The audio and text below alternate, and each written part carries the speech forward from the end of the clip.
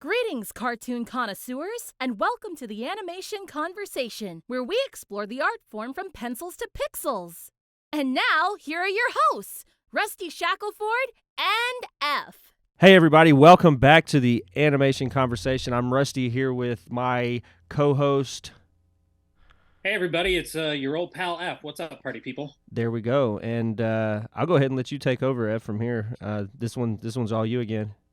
Well, I am delighted to have this person on the show because we talk a lot about cartoons, and we talk a lot about cartoons as entertainment and cartoons as escapism. But I'm really excited today to talk about animation as art. And our guest today teaches it as just that. Please welcome the producer, director, writer, and everything else of Roundhead and Boxhead, as well as a million other short films that are just gorgeous to look at, Elliot Cowan.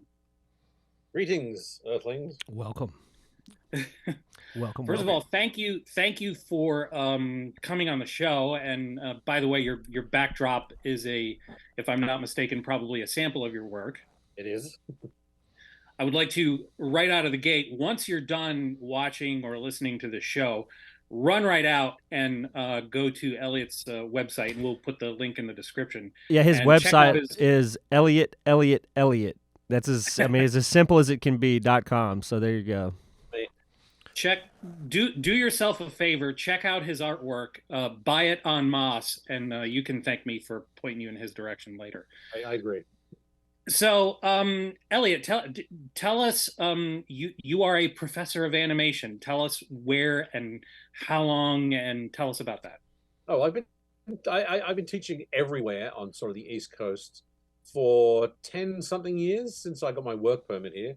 I have taught almost everywhere, or I've done some time almost everywhere, but most at length was Pratt. I taught at Pratt for a long time in Brooklyn. I taught at UArts in Philadelphia for a long time.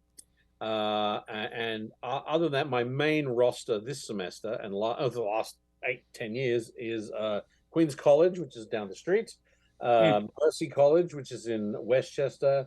I've been at NYIT for 2 years, which is in Long Island and the city, and I have for my second semester I've got an online class at at Mass Art.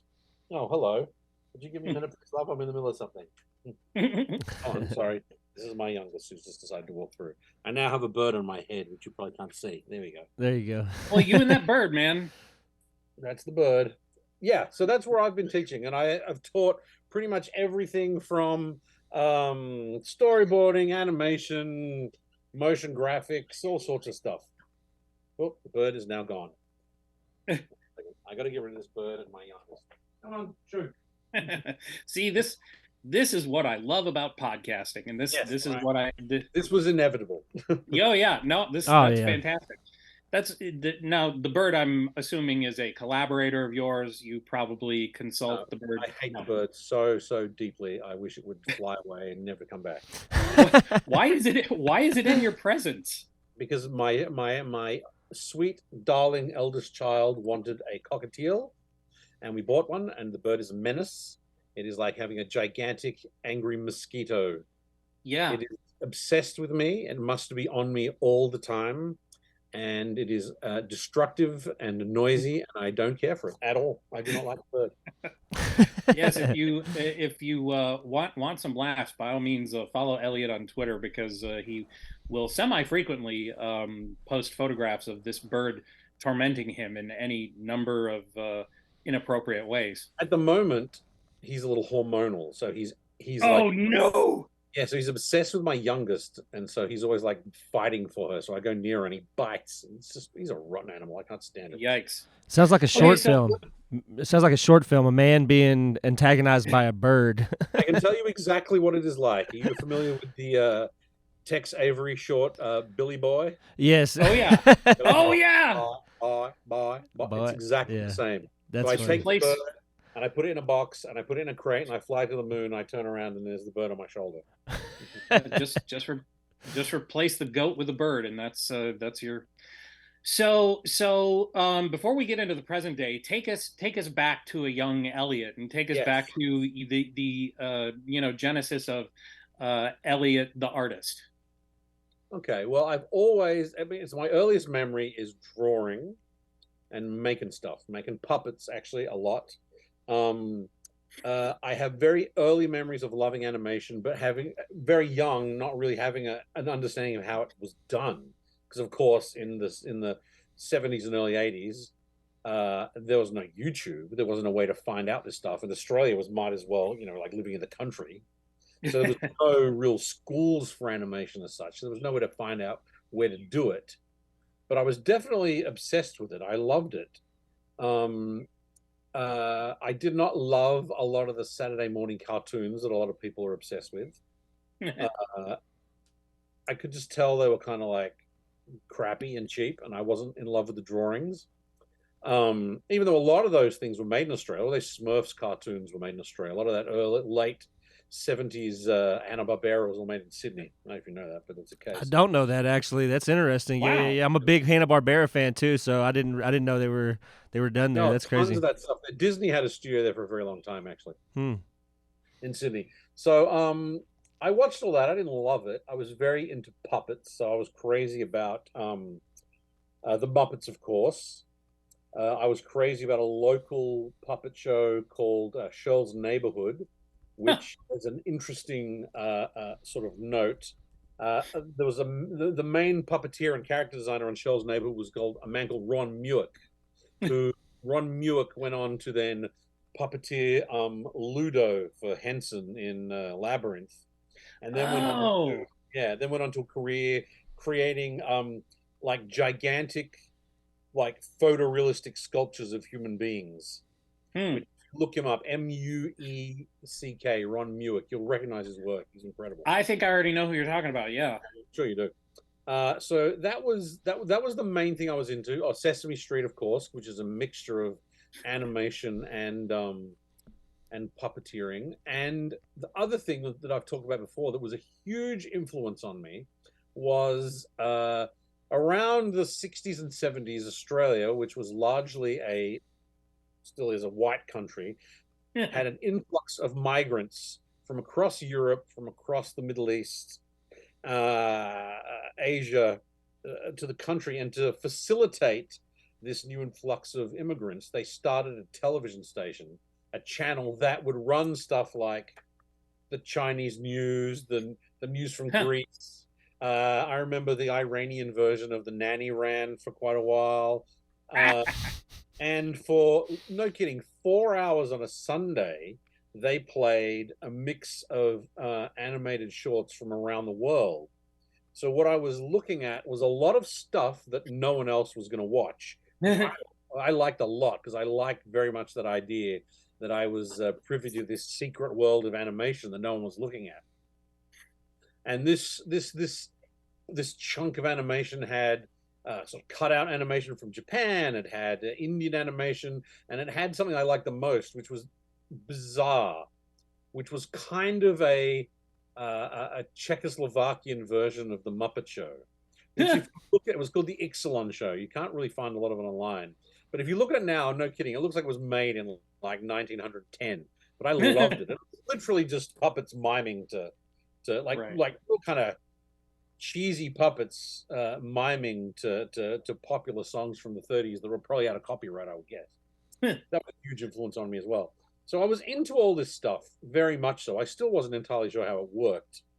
But that's the now when you say, sorry to interject, but when you say into, at what age do you feel like it first sort of struck you? As early as I can remember. Wow, fantastic. Earliest memories of drawing, puppets, animation. And was pretty much all I was into. No interest in sport, no interest in sport. which is the other big thing in Australia, after all. It really is. And actually, it's kind of a difficult thing to grow up in Australia and not be into sport. It's like, who is that weird kid who doesn't want to run? Yeah.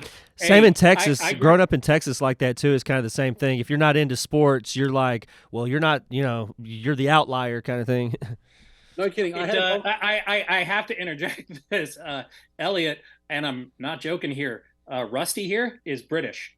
Oh, I know. We talked about it. Yeah, we just okay. had a quick conversation before you hopped on, and I'm actually from the same place as his mother. So Oh, Yeah. wow. yeah. That's amazing. To be Now, visiting see, right now.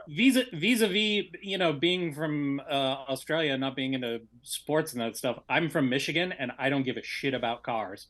Oh, I sure. just don't. I want whatever's smallest and most practical. One of So, my yeah, best I know that feeling. one of my best buddies studied animation in Detroit, and his department was like wrapped up into like the train department.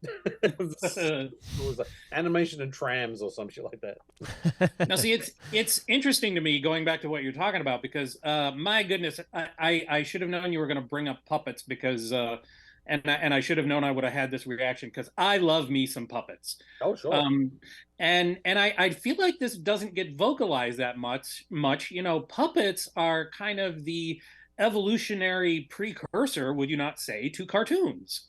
Oh, absolutely. They are abstract performances. Totally. Right. Yes. It was the original way to caricature Hmm. things and people in the most absurd possible way and do it for the purpose of telling a story. So I feel like the puppetry is a very close cousin to animation and should be Absolutely. studied Yes. more often. I use very specifically. I use a lot of Muppet clips in my animation classes because those listening, if you want to look it up, and I'll tell you why I use it, go look up Frank Oz and Jim Henson performing Sam the Eagle and Rolf the Dog doing Titwillow, which is Gilbert and Sullivan.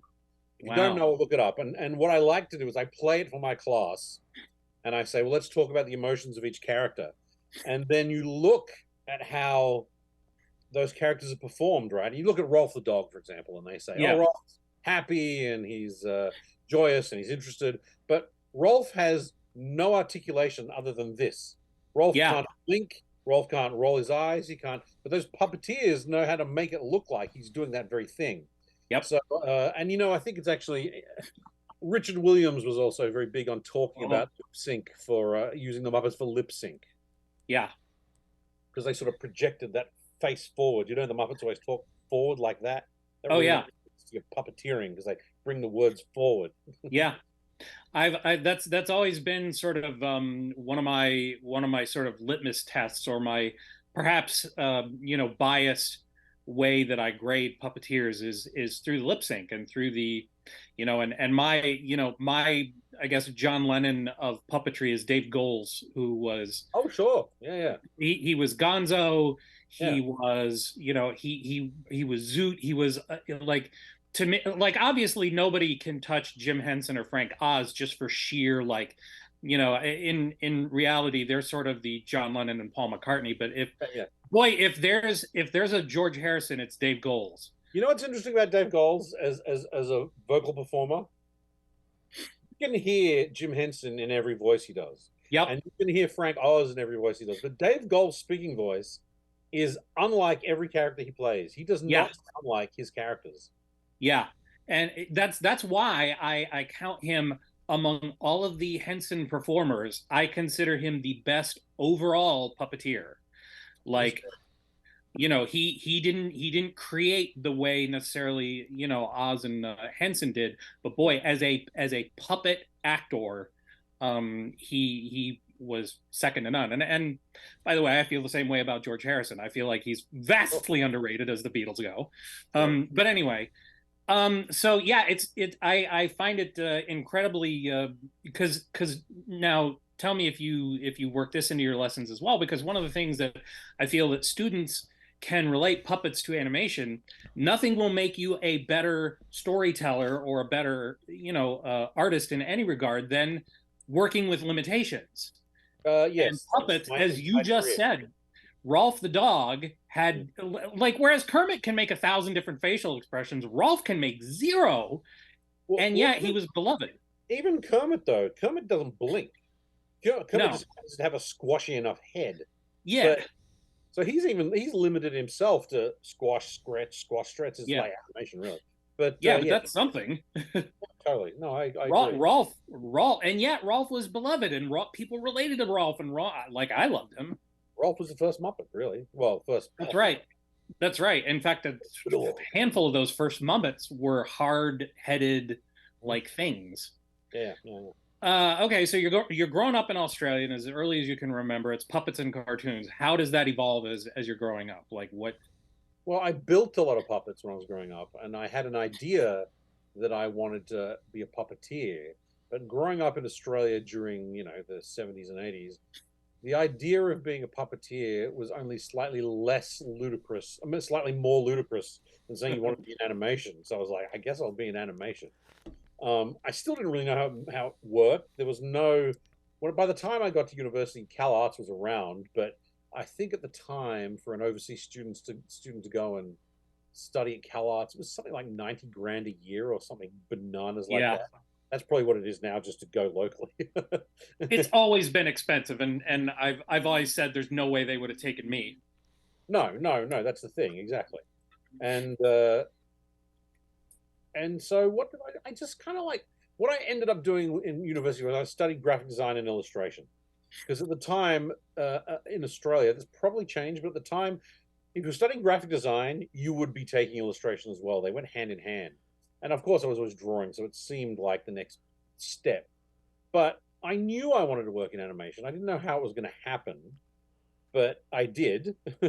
And basically, I started working at a small studio literally the day after our last day of school. I did the industry screening night. I started working for a guy in a little studio where he quickly worked out that I could work very quickly and he didn't have to do any work anymore. So we were doing pilots for MTV Asia. Literally, that's all we did. They'd send us a script, like a 10-minute script, and I would animate and sort of semi-direct a pilot. It was like 5 to 7 minutes probably. And it was all garbage. It was like the supermodels. It's the only one I remember. The supermodels. A bunch of like skinny, dumb supermodel characters.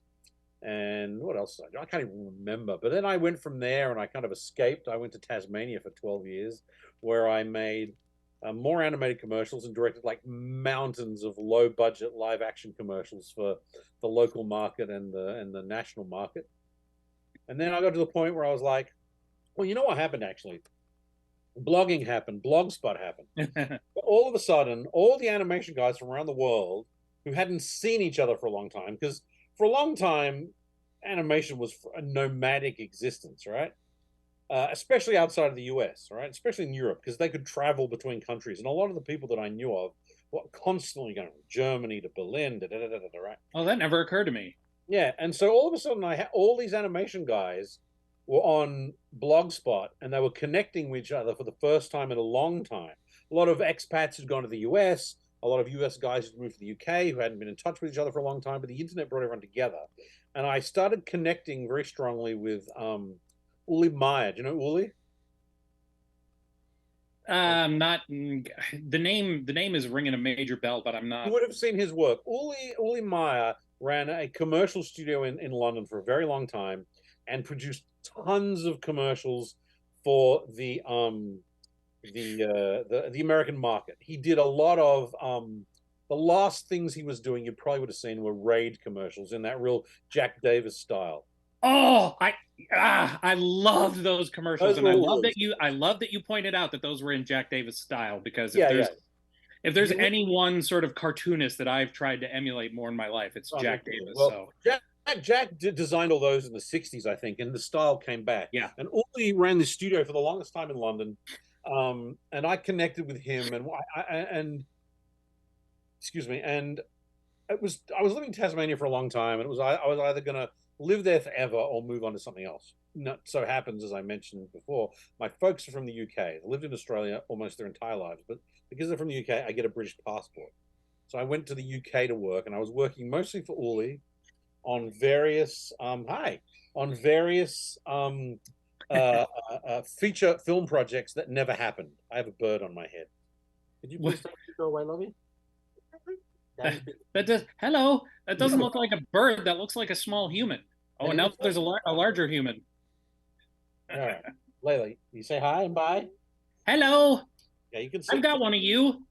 So I moved to the UK, and I lived in London for a while, which I hated every minute of. And worked for Uli. Now, Uli was working on various feature film projects. I think it was a real dream of Uli's to direct a feature. And Uli was one of these guys, he's still around, who was a very classic Disney style. He had that, I don't really want to compare him to Richard Williams because it's not really that kind of style, but Milt Kahl is probably the best reference. Uli is very dedicated to that full animation style. All right, you got to go, or no ice cream later, okay? Ice cream later? You got to go, okay? Shoot. Okay. Ice cream later? Yeah, you get more ice cream. Close the door, leave me alone. And he was constantly trying for years to get feature film projects made. And sadly, none of them came together. Oh, but out of that studio came someone like Neil Ross, whose work do you know Neil Ross? Again, not personally, but yes, I know. Neil Ross did a bunch of backgrounds for my Box and a Roundhead movie, but you wouldn't know his work specifically in animation from Spider-Verse. Oh yeah. Which even though what's his name, Miguel. Can't remember the guy who was the original art director on that film, production designer.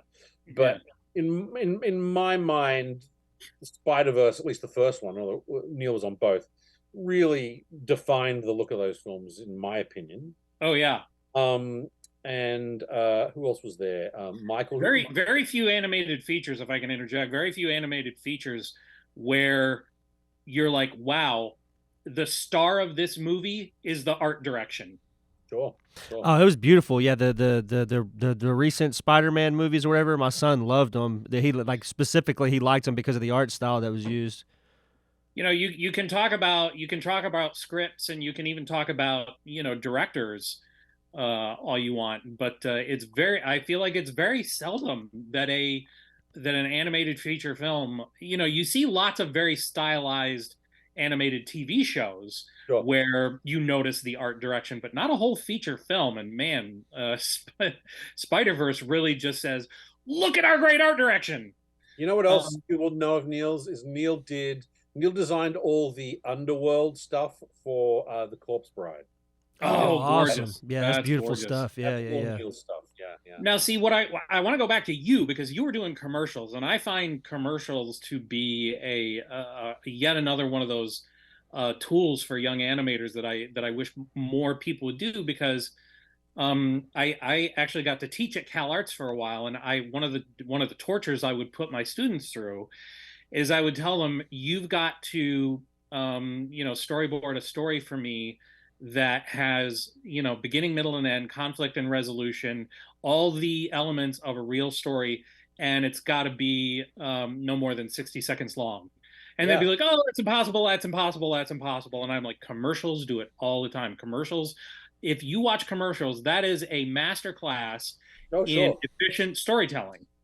I did it for a long time, and I actually, one of the reasons I left Australia was because I could not deal with another commercial. I couldn't do it anymore.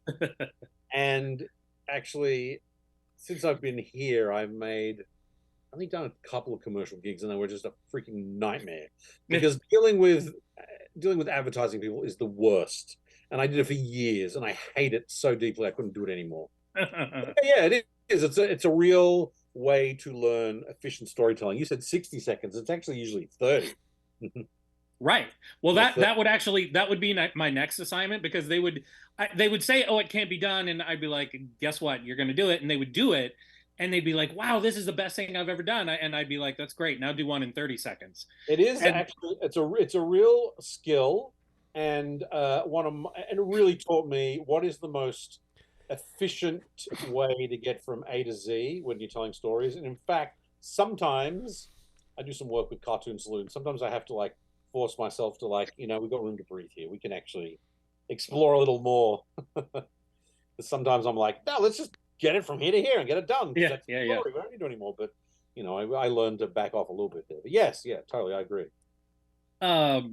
Well, and what's funny is I won't go into the whole story, but that assignment, their final assignment for my story class was always to do a 30-second story with no dialogue, and everything needs to be in silhouettes.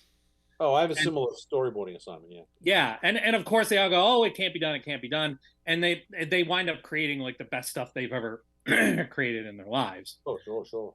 I mean, so okay, so you're doing a bunch of commercials. At what point? Well, you said you just kind of got tired of commercials. I couldn't do it anymore. I couldn't deal with clients anymore. Right. I couldn't do it. So I moved to the UK. I didn't know what exactly I was going to do, but I sold my house, so I had some financial support, and I went to work for Uli. And while I was there, I'd actually gone to the UK with what I had assumed was a book project, which was my Box and a Roundhead project, and it was a book project. And as I've discussed before, I was like, I need something that's kind of scary but not threatening. But I talked earlier about watching this animation on a Sunday afternoon from Japan and from Jakarta and from wherever the hell it was, Iran, and knowing that I'm part of this secret club that's watching this thing. And I was like, I need to. That's my sort of my drive is like, I don't really want to do what everyone else is doing. It's not really what I'm interested in. So I want to make something that's kind of different. And I took it there. Three stories, 3 Box and Roundhead stories, and I got a lot. I sent it to everyone, and I actually got a lot of really good feedback. But the feedback was always this: we love it. It's amazing. We could never sell it. Yeah. It was either what the hell is this, or it was like we love it, but we just couldn't sell this. And I was kind of after 3 stories, I'd started to develop them as characters more. And so I'm like, I don't want to put this down yet. Let's make a short. So I took the first 3 stories and started just animating them. They're done very simply in After Effects. In fact, they're all done in After Effects. And then it just sort of developed from there. It was good. I made them all at the coffee table. I made something like 9 shorts, all sitting at the coffee table. 2 of them I made in 3 of them I made in New York, and the other 6 I made in London at the coffee table. And then in between working and starting to teach, I had the opportunity to make the feature. And it's a very boring story. I'm going to tell you the briefest version. This producer got hold of me. He was like, "What are you doing with these characters?" And I'm like, "I don't know," because I've been working in media for a long time. So when someone calling themselves a producer from LA emails me, I'm like reasonably skeptical. I'm like, "Why?" He's like, "Well, do something with them," and I'm like, "Well, I just had an idea that I'd like to do a feature." And he said, "Great." And I said, "Look, no one in America is going to give you money for this." Like, "Well, do you have a script?" And I'm like, "No, let me write a script." So about a year later, I wrote like 3 or 4 drafts. I took it back to him, and this is about as interesting as the story gets. About a year after that, he came to me and said, "You're right. No one in America has money for this, but the Romanians have money for this." So the Romanian Office of Film and Television gave me money to make it. So I made my feature. I had a little help. I made it mostly during 2 summers. I have very mixed feelings about it, but mostly I like it. It took me a long time to like it. It looks like a film that was made during 2 summers at the coffee table. But I do watch other gigantic budgeted films and genuinely think, oh, I think I did a much better job of my $80,000 movie. Yeah. I do actually think that often when I watch some giant Pixar film that doesn't really come together. Yeah. Well, when you consider the amount of money that goes into an animated feature and on stuff that never sees the light of day. Oh, sure. As opposed to an independent film like yours, where you really have to make every little bit count. Yeah. It really does just make you wonder, why Hollywood doesn't, or why anybody doesn't go, "Oh wow, this director made this thing for 80 grand. Imagine what they could do. Forget about 100 million, 2 million, or 5 million." People have asked me would I make another one, and I said I would make another one, but I need to make it for more money. But I don't even need that much. And it is the sort of, I've always thought there's 3 tiers of independent film. There is Cartoon Saloon, who made Wolf Walkers and Song of the Sea, that I worked on both of those. Right. That's kind of the top tier independent animated film. Then there's Plimpton, for example, who manages to rustle up enough dollars to do his thing. And then there's the bottom tier, which is like me, who's like, what it's like making an independent film like that. And I've described it like this before. It's basically like the weirdo in the neighborhood who brews his own beer, who's always like, "Hey, you want to taste my beer? Come and try my beer." And I'm like, "Yeah, fine, it's great." And then he makes his own beer, and he's like, "My, look at my beer, it's great." But no one really cares about his beer. No one's really that interested. No one's compelled to drink the beer. But Right. take a sip because you know the guy. Or I'll drink the beer. Right. That's what my film is like. But go and watch it. It's on Amazon Prime. The Stressful Adventures of Boxing and Roundhead. Which, by the way, that sort of leads me into, and I don't mean to get all hoity-toity here, but yes, I do, because the whole point of this conversation is animation as art. Yeah. You know, you talk about, you know, you're producing these things, and people may or may not be into them. Blah blah blah blah. Forget about, you know, animation specifically, but as an artist, yes. What is you like? What are you out for? What are you looking for when it comes to, you know, interaction with people other than yourself? Oh, as an artist? Yeah, because just to give you an example where I'm coming from, I came to terms with the fact a long time ago that I like an audience, and I like a big audience, and I like big laughs, and I'm a clown, you know, I'm that. And therefore, you know, that's what my work has to reflect. I paint and I do stuff that absolutely nobody is interested in, but it makes me happy. But as you know, at the end of the day, my form of art is one that I want to reach out to a whole bunch of people, and I want to get big laughs. And, you know, I'm Roger Rabbit. What is your, you know, what's your motivator? I got a quick fact real fast. I got a quick fact about Roger Rabbit real quick. Actually, Uli Meyer worked on that. He's uncredited for it, but he worked on Who Framed Roger Rabbit. Oh, wow. I can tell you a story about that. Okay. I think he is credited, but it was his first Hollywood job, I think. And he actually animated Dumbo. That was his. Oh, that's awesome. Yeah, that's awesome. But as a young animator, he was kind of pissed about that because he's like, I don't want that old Dumbo garbage. I want to do Roger Rabbit. Yeah. They gave him Dumbo to do, and as an adult, funny. Like, what an idiot I am. All right, let me tell you my answer to that. You mean when I talk with friends or when I talk to an audience? No, when you think internally, like, what are you doing it for? Like, what's your motivator? What's your, you know, why create art? I don't know. It's like bungee jumping or joining the military. It's a calling. I don't know why. I don't know why I do it. I don't really question it. I just know I'm driven to do it. I know that. I mean, and I think what happens with a lot of young people, and you'll relate to this, is you grow up with a lot of commercial media, Disney, TV, and you think, well, people love that, so that's what I want to do. Yeah. But sometimes you realize, I'll give you a perfect example, actually. Blue Sky Studios used to be nearby, right? Mm-hmm. The sadly departed Blue Sky.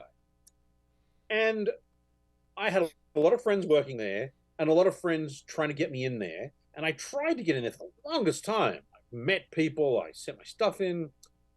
And one day I was like, why do you want to work here? I'm like, I know I want to work here. I want to get paid regularly. Do I like these movies?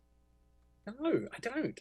I do not. Most of those Blue Skies movies are beautifully designed, beautifully animated, and they're crappy. I don't think though. I can't. There might be one off the top of my head I like a lot, but generally speaking, I think those Blue Sky films are not great. They're not great films at all. They're disposable amusement for mostly young people, right?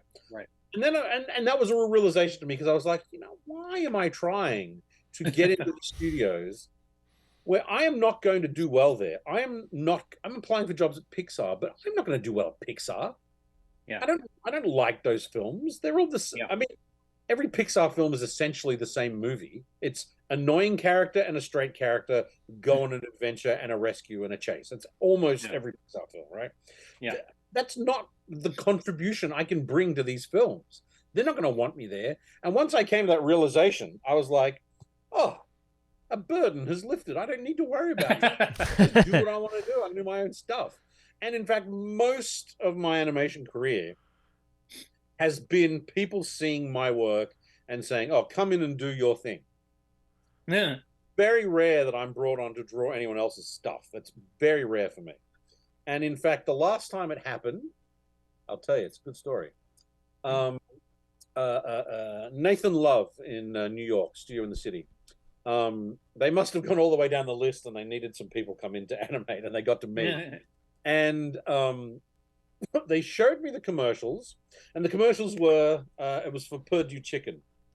So there was some very goofy, squashy chickens and some very simple human being characters did very little movement, right? And I was like, oh, they want me to do the chickens because that's kind of my thing. I'm a reasonably flamboyant animator. I'm really good at floppy stuff. Yeah. I got there and I realized that those chickens were actually CG, and they wanted me to do these people that were very subtle and very basic and really not my kind of thing. And I was like, I was a wreck. The entire production, I was getting in early, working on it. And on top of that, they go, oh, who's the guy you're working with? He's another Australian. I'm like, oh, that's hard enough. And they go, oh, he's ex-Disney. I'm like, no way. The Disney style is not my thing. It's just not. I mean, I find if I get some time to lean into a role as an animator, I'm actually pretty good. But picking up on like competing with a Disney guy, I mean, Jesus Christ, that's not my thing. But as it turns out, despite the fact that I was an absolute wreck for like the month of production, like I didn't sleep, I was sweating, I was like, they're gonna find out I'm a fraud. This is very unlikely. Very unlikely. Clearly the director didn't care for me, I don't think. But I look back on it now and I'm like, this is great. I did a good job of this. I don't know what I was worried about. Yeah. But the point I was going to make has gone out of my brain. Oh yes, is that it's rare that I'm brought on to do a particular gig, work with someone else's characters. And it turned out I was pretty good at it in that instance. I was going to make a point that's totally gone out of my head. Well, we were talking about, motivation as an artist and yada yada yada, and I found it interesting. Yeah, the point I was going to make is it's one of the few times I've been brought on to do somebody else's drawings and not my own. I'm actually familiar with Nathan Love. They did some Pokemon stuff, and then they did the music video for Eminem and Snoop Dogg, where they're the what do they call them? NFT apes. I don't know what they're called. They look like the NFT apes. Joe Borrascano is, I think that's his name, is the head guy there, and he's the nicest man on the planet. Well, not the nicest, but he's very great. Eric Goldberg's the nicest man on the planet. But if you're looking for someone else to interview, you should go find Joe. He's great. Well, you've Rusty. Now you've got an assignment. There we go. What's funny is because as you were talking about that and how you were saying no one's going to bring me on their project because they know that they're going to get you get brought on a project because people want you. Yeah, like you are. And what's funny about that is, I spent the majority of my career really playing the game and really, I liked being somebody that I considered more talented than me. I liked being their right-hand man. Oh, sure. I totally get that. And I was, because in addition to, I made really good money, it puts you in a position where I was able to take these highly commercial properties and be in a position where I was able to insert little bits of my own artistic messages into these things. But that can only be satisfying for just so long. But what's funny about that is ever since then, you could do what I did and play the game and play ball and do a good job and yada, yada, yada. Years down the road, I would find myself, moving out of LA, and I became the king of pilots. I was doing pilot. Sure. And 9 times out of 10, they would say, we loved your work on the Fairly Odd Parents. We want this to look exactly like the Fairly Odd Parents. And I'd be like, you got it. Yeah. Or very recently, someone was like, we love Rick and Morty. We want this to be just like Rick and Morty. And I did the pilot for Rick and Morty. I'm like, okay. You got it. In both of those instances, I turned in the work and the client was like, this isn't what we asked for.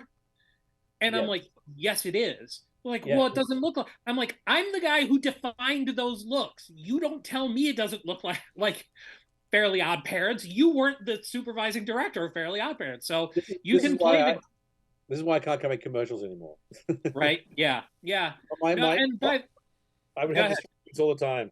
We want something really, really new and interesting. So I'd come back with a proposal, and they go, "Oh, it's a bit new and interesting." Yeah, yeah. It falls back on that old, one of the things I feel like we hear a lot is I don't know what I want, but I know this isn't it. Yes. Let me actually go back to your original point that Please. something important that happened to me was this. My art school experience was a life changer for me because I studied under 3 or 4 people who were all very like-minded about this is what an artist is. This is how to think like an artist. This is how to be like an artist. And for me, that was life-changing. It was very much like discovering you're adopted. It was like I knew something was different in my life, but I didn't know the words for it. And they're like, "Oh, you're an artist." I was like, "Oh, that's what it is, right?" So that was a big, big turning point for me, and it's how I've tried to tackle everything I make since, where I'm interested in making and drawing, and I'm more interested in being productive than I am making Toy Story 3, for example, Right. because it's under my own terms and because I don't have anyone else telling me what to do. Right. And to be honest, it probably should have ended with the second one. I feel like they're just dragging that out now a little bit. As somebody who grew up with the first two, I feel like it's just money now. I think that Toy Story 2 is beloved, but I've actually grown to like it a lot less. Because you know what I think Toy Story really works really well? Toy Story works at its best when the toys are in the house doing toy stuff. Absolutely. And whenever they have to try and be clever and send them off on a journey, to me, it becomes far less funny and interesting.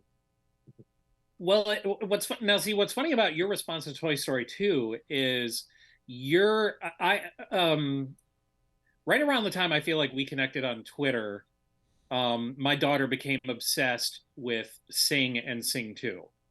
Oh, sure, yes, I like that. And you had commented that you enjoyed those movies tremendously, and at the time, because my daughter was literally watching them 3 times a day, all I could think was, and this is not a reflection on anyone who made the movie. I understand. It's because I had to watch them over and over and over again. I have 2 kids. I understand. Yeah, and I mean, beyond that, I felt like a lot of the humor was like, oh, here's the audition, and here's we're gonna go through some wacky audition. I could see it coming from a mile away, but then you pointed out how Muppet-like it was. It's basically the Muppets. Yeah, we're gonna put on a show, and you saved my life because this period of her life went on for at least another 3 months. Mm-hmm. So I had to watch them another 400 times. But every time I would think, no, you know what? Elliot's right about this. This has value. Yeah, I was gonna say I got kind of lucky with my oldest. He liked Rango. And I don't know if y'all have seen that or not, but Rango was really, really good. Rango. I love Rango. Yeah, and that's what I had to watch 1,000 times. So I was never mad. I was never upset. I was like, yeah, let's put it back on. Let's watch it again. Let's watch it again. That was one I could watch 100 times. Rango is, and what's interesting about Rango, go on. Sorry, my youngest needs to pee. What's interesting about Rango, of course, is that's not directed by an animator. I didn't know that. Which is kind of telling that it abandons most animation tropes and does its own weird thing. Yeah. Now, I actually don't think either of the Sing films are great, but they're very entertaining. Sure. Well, and again, that's its own thing. Like I said, you wanted to be an artist. I wanted to be an entertainer, and I think that's sometimes those two things can become the same thing. Yes. But en masse, I don't think it's all that common. It's not. I think we see it in Spider-Verse, but perhaps not a lot of other stuff. One of the things I wanted to touch on with you as well, because you teach students, and one of the things that I think is unique about your background is, like you said, you grew up with a whole bunch of different influences, and you clearly have taken all of that and put it in your work. It shows in your work that you are not just a guy who grew up watching Dragon Ball Z. No, not at all. And I think that, as I tell my eldest, when I first heard about Dragon Ball Z, I thought it was called Dragon Balls. I'm not sure that I felt it, that I thought any differently when I first was exposed to it, but no, it's one of the things I think that is a great tragedy in animation education out there, is that people tend to become partisan. You are either into anime or you're into Disney, or if you're into Disney, you're not into Warner Brothers, or if you're into Sing, you can't possibly also like The Incredibles. There's this whole like sort of bizarre, you can't like King of the Hill and Ren and Stimpy. You just can't. I think that what I'm going to say can be applied to many things. Right. But what I think we see there is everybody's always looking for their tribe. Yeah. Everyone's always looking for the flag to wave. And those guys who say you can't watch Pixar or you can't watch this, they're just with their tribe. That's all they're doing. They're being with their tribe. Well, now, so vis-a-vis that, what is your experience like now teaching? And you've been teaching animation for how long? And what's that been like over the years? What are some things that you see repeated in students? What are some what are some repeat offender style behaviors you're seeing in animation students? I will say, broadly speaking, and I don't know how different it is outside of the US, but I think the US is particularly insular. But I would say that, generally speaking, I could play 20 short films from my list of short films that I could play, and most of my students would never have seen them. So what I tend to find is, what happens is, you grow up. I mean, Dragon Ball Z is a great example. Pokemon's a better one. Pokemon is perennial. Students of mine have been talking about Pokemon since I started teaching in 2010. And I have joked in class that you guys talk about Pokemon for like 3 or 4 hours. And then I say, can't you talk about anything else? And they go, yeah, we can talk about something else. And then within minutes, they're talking about Pokemon again. Right? People, I think, generally speaking, for example, Pokemon is a good example. They love Pokemon. They grew up Pokemon. They're possibly in animation because of Pokemon. And they're comfortable with Pokemon. And now they're a young adult in a room full of people, some of who are better than them. They're paying off bills. They're trying to survive. And they are hanging on to Pokemon because it makes them feel safe. I see a lot of that. I see a lot of young people who are you need to shush, Pesty Pants. A lot of young people who are looking for comfort, and they're looking for a flag to wave. And because of that, I think few are encouraged to look beyond what they already know. Does that make sense? Yeah, Absolutely. that's what you're saying. And I they actually, get in the classroom, speak. Sorry, go on. I was gonna say I actually fall in that category. I've been playing Pokemon since 1996. I'm 32 and I still play Pokemon. So there you go. Yeah. And probably the worst of these are those who, because so he can talk to us. You need to be quiet, 50 minutes. And the worst offenders are probably those students who are still obsessed with Warner Brothers and Disney cartoons and know every little detail, because that drives me bananas. I used to be the same when I was a teenager. I used to know every Warner Brothers cartoon, who directed what, who was in everything, who did what scenes. All right, you need to go. There's going to be no ice cream, okay? You need to do this. These guys are helping me out here. And one day I just realized it doesn't matter. None of this stuff matters. It doesn't matter. Who cares if I know which one's Friz Freleng directed? Who cares? When I see people arguing about this shit online, it drives me bananas. Well, blah, blah, blah, blah, blah. Who cares? Yeah. Well, again, to me, I sort of, sorry for doing this. I sort of feel this way about Star Wars. Like whenever people start deconstructing the living shit out of it, I'm taken out of the fantasy, you know. It's like, and like I say, I like talking about Chuck Jones. I like talking about Friz Freleng. I like talking about those guys too. Obviously, I wouldn't be where I am today if I hadn't sort of studied their work. But at the end of the day, if I'm going to sit and watch a Bugs Bunny cartoon, I want to sit and just have it be a Bugs Bunny cartoon. I don't want to sit there and go, "Oh, look what Chuck did here," or you know, look what it's not only exhausting, it defeats the purpose of what they were trying to do. I don't think any of those guys would want you sitting around going, "Oh yeah, look what he did here," you know, all the time. You know, if what you're making is not distracting enough and entertaining enough to keep you in that moment, then I don't know. As an artist, that would bother me. One of the important experiences I had was, have you been to the Ottawa Festival? No. Right, the Ottawa Animation Festival. I've been to a million animation festivals. I've been to Annecy a couple of times. I've been to the Ottawa Festival a number of times. And I love, love, love, in particular, the Ottawa Festival. Because the Ottawa Festival is really a reminder that the umbrella of animation is much bigger than we think it is, especially students and young people who tend to think animation is Bugs Bunny, Pixar, Right. Disney, anime, right? Right. In fact, there's a million other things. You look and Yeah. see, well, what is Estonian animation? What are Right. they doing in China? What are they doing in Jakarta or whatever, right? Right. And that is really my real interest. Is like, what? And it's like when I was a kid. What am I looking at that no one else is bothering to see? Right. And the Ottawa Festival really does that for people.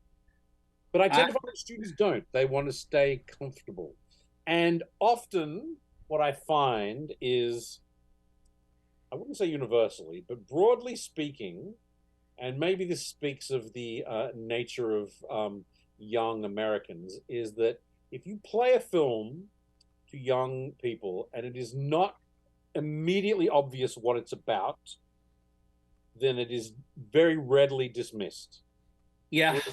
My response to something I don't understand is almost always, all right, why didn't I get it? Absolutely. Why did I not like it? What did I not get about it? What did I miss here? And even with the big films, right? For example, I don't know, pick any Pixar film that everyone loves, right? I'll watch it, and if I don't like it, my thinking is, well, why didn't I like it? What is it that I missed here, right? Right. And I find, generally speaking, that the young people tend, and I understand there's the arrogance of youth. You don't want to seem stupid, but there is very rarely, there's no button, Ella. I know. Go ask Grandma. Go on. I'm sorry about this. No, it's all good. It's a part of the show. I like that kind of. It's a whole part of it all. Yeah. Yeah. We had the same problem with Rob Renzetti's rabbit, Digby Flopwell. Digby Flopwell just would not leave us alone. Yeah. No, but I see what you're saying now. And this is kind of my last big question, and this has been another show where I have not let Rusty talk at all. Hey, so. Like I said, I'm like DJ Khaled. I'm just bringing it all together to enjoy it all. It's kind of a two-parter. One, what's the first thing you would tell anyone interested in getting in taking classes for animation? And two, if someone takes your animation class, what are they in for? Answer each one of those. I would say, what do you want to do? If you want to take animation classes, what do you want to do?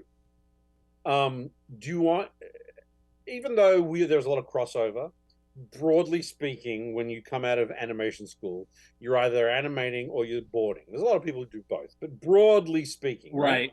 That sound right to you? Yeah, no, absolutely. And right. And I told, because when I first started boarding, I started thinking, oh, well, this is what I want to do. But it's only in the past few years I've realized it's got nothing to do with boarding. I want to tell stories, you know. Cool. So you make an excellent point. Figure out what you want to do. Yes. Yeah. At least, what do you want to do now? That's a better question. Yeah. Second change, right? As you just said. Absolutely. What do you do now? And then while you're in animation school or whatever you're doing, studying on your own, hone the skills to get you to that place, whatever that might be. Right. I would also say embrace your limitations, because you might actually realize one day, I'm not Milk Carl, right? I think animator has to learn one day, I'm not Milk Carl. I can't do that. What else can I bring, right? So that is what I would say. Now, what do you get from my classes? Now, yeah, I've signed up. I've signed up for your class. What's the first day like? Chatty, usually. I get to know everyone. Because I'm in New York, you got to take that out there, though. Because I'm in New York, I have very diverse classes, so I like to find out where everyone's from. What everyone had for breakfast is a question I ask almost every class. I teach many different classes, but my main one, my main goal is how can I show these people a bunch of stuff they've never seen before? How can I tell them the stuff that no one's told them? Because unfortunately, a lot of people who are teaching our industry have not had a lot to do with it, and have not had a lot to do with it for a long time. Yeah. Right. So I see myself as somebody who is involved in both teaching and the industry, which is important. And Right. I think I'm an outlier in a lot of ways in that. So from my class, you will get hints and tips. You'll get encouragement to experiment. You'll be shown a bunch of stuff you've never seen before. I very rarely show. I show one classic cartoon in my class. I play Deputy Droopy, my favorite classic short. Nice. Because it's funny and it's designed beautifully. But that's what you'll see. You'll see me poo-pooing a lot of stuff that you love, but not really poo-pooing it. I'm just usually not interested in a lot of stuff that the young people do. Yeah. Like people, the young people generally, not all, but generally love the Miyazaki films. Yeah. I don't hate them at all, but I've never found my way in. I don't love them. Some of them I like, Spirited Away I quite like, but the rest I've never quite found my way into them. Oh, Studio Ghibli? Is that what you're talking about, the Studio Ghibli Yes, films? exactly. That is huge, especially with millennials. Like a lot of my age group loves that. I wasn't big into anime as a kid because of the group of people that liked anime weren't like, it was generally the I was a nerd, but they were like beyond what was nerdy usually. So I didn't really like anime at the time because of the social group that it kind of turned me off of it. See, I liked it all, and like I liked anime, I liked classic Warner Brothers. I really just liked it all. I think more than anything, it wasn't so much that I loved cartoons as I hated real life. But it raises an interesting point that you can appreciate something without liking it. Oh, absolutely, yes. And I think that's a point we all miss. I appreciate the fact that most Pixar films are made by hardworking people who are deeply skilled. Yeah. I don't happen to love many of the films that much. Well, the nature of art is that it's some of it speaks to you and some of it doesn't, and sometimes you can't even hone in on why it speaks to you. I've had animation friends, like big deal animation friends, say, "How could you not like anime? You're like racist or something?" It's like I don't like it. It's just that I can't like everything. For a starter, I don't have it in me to like everything, and secondly, I found a way into it yet. The one thing I've watched that I quite like, my eldest loves One Piece. I don't know if you've ever seen One Piece. Yeah. Bananas. And I've seen 2 of those movies, and they're just absolutely outrageous in their they thumb their nose completely at Western style storytelling, and I do admire them for that. I like that a lot.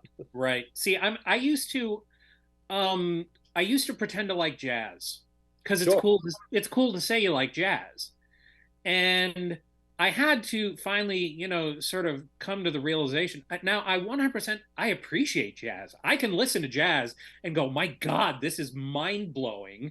I get why everybody loves this so much, but it doesn't speak to me for whatever reason. Oddly enough, blues I love. Like I love blues. So it just goes to show, again, I feel like people, it's like you said, they find their tribe and they find their camps and they want to hang their flag. And to me, that's always just a tremendous tragedy when it comes to art, because my goodness, there's lots of it. And there's so many different flavors. I don't know why people don't want to sample them all. I don't know. It's because the internet gives you an opinion. So here's my opinion and I'm having it. And Yes, God forbid I might say one day, you know what? I might have changed my mind. I was wrong. I have a different opinion now that I'm 5 years older and I'm an adult instead of a 12-year-old. I've told my students many times, one of the most freeing things you can ever do, like once you get in the habit of saying it, my goodness, life just opens up. If you get in the habit of saying, you know what, I was wrong about that. Oh, sure. It's part of being an artist. People hate saying it.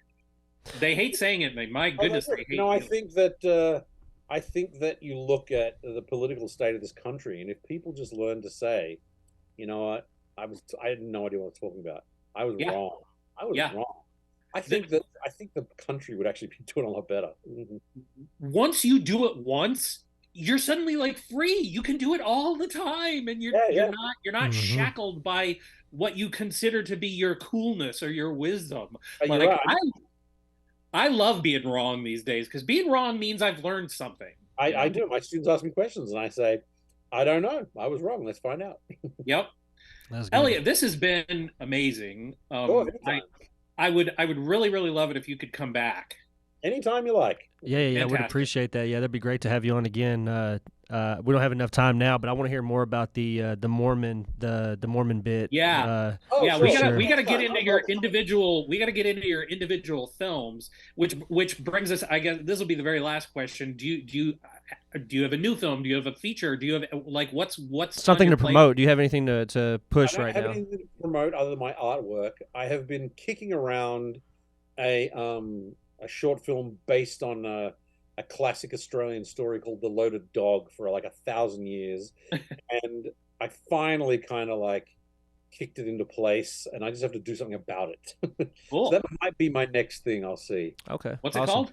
The Loaded Dog. It's a fun, cartoony story that I would like to animate. Well, I like somebody else to animate it for me. So you've been kicking it around for 7,000 in dog years. Yeah, right. That's the kind of comedy that's made me great. All right. Well, again, Elliot, thank you so much for coming on. Yeah, appreciate it. Thank you so much. Please come back. Everyone, look for Elliot's work. I'll put the link in the description for it, but it's pretty simple. Elliot.com, and it's probably one of the best well-built websites I've seen for anybody trying to promote themselves. So there's all kinds of interviews and artwork and shorts and links to just about everything that you could think of to want to see. So it's not hard. Now that you know where he's at, it's not hard to find him. And if you follow both me and Elliot on Twitter, you will see some of the wittiest banter you'll come across on Twitter. Yeah, so appreciate you being on, and that has been another episode of the Animation Conversation. Zigga zig ah, party people. And that brings us to the end of another incredible episode of Animation Conversation. We hope you enjoyed this animated adventure as much as we did. Remember, if you have any questions, comments, or suggestions for future episodes, we would love to hear from you. Feel free to reach out to us on our social media channels or through good old-fashioned email. We value your input and want to make Animation Conversation a podcast that resonates with animation lovers like you. Our Instagram and Twitter are @AnimationConvo. Our YouTube is @AnimationConversation. Our email is theanimationconvo@gmail.com. Before we say our final goodbyes, we want to remind you to stay animated. Keep exploring, appreciating, and sharing the magic of animation with others. Let your imagination soar and let the world of animated wonders continue to inspire and captivate you. Thank you once again for joining us on this incredible journey. Until next time, this is Wubcake, signing off for Animation Conversation. Keep watching, keep dreaming, and keep the animation conversation alive.